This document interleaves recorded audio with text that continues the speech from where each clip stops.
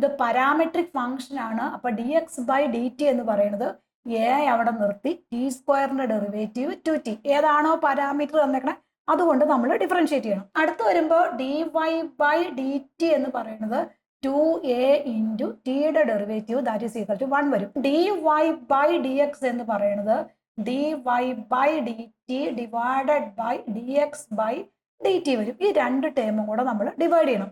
D y by d t എന്ന് പറഞ്ഞാൽ that is equal to 2a, താഴെ വരുമ്പോൾ that is equal to 2at വരും. 2aയും 2aയും നമുക്ക് ഇവിടെ ക്യാൻസൽ ആയി പോകും. Then d square y by d s square എന്ന് പറയുമ്പോൾ ഇതിനെ നമ്മൾ ഡിഫറൻഷിയേറ്റ് ചെയ്യുന്നത് വിത്ത് റെസ്പെക്ട് ടു എക്സ് കൊണ്ട് ഡിഫറൻഷിയേറ്റ് ചെയ്യും. That is equal to 1/t വരും. ഇപ്പൊ ഡി എക്സ് ബൈ ഡി ഇവിടെ പാരാമീറ്റർ ടി ആണ്. അപ്പൊ ഈ ഒരു ഫംഗ്ഷനെ നമ്മൾ എങ്ങനെ ചേഞ്ച് ചെയ്യണം? D by d t of 1/t into d T by D X എന്ന് വരും. അതായത് നമ്മൾ ഈ ഡി ടി കൊണ്ട് ഇവിടെയും താഴെ മുകളിലും നമ്മൾ മൾട്ടിപ്ലൈ ചെയ്തു. അപ്പൊ കറക്റ്റ് അതിന്റെ ഡെറിവേറ്റീവ് ആയി. ഇനി 1/tയുടെ derivative that is equal to minus 1/t square വരും. Then D T by D X എന്ന് പറയുന്നത് എന്താണ്? 2at ആണ്. അപ്പൊ that is equal to 1/2at വരും. അപ്പൊ നമ്മുടെ ആൻസർ എന്ന് പറഞ്ഞാൽ മൈനസ് 1/2at³ ആയിരിക്കും നമ്മുടെ സെക്കൻഡ് ഡെറിവേറ്റീവ് എന്ന് പറയുന്നത്.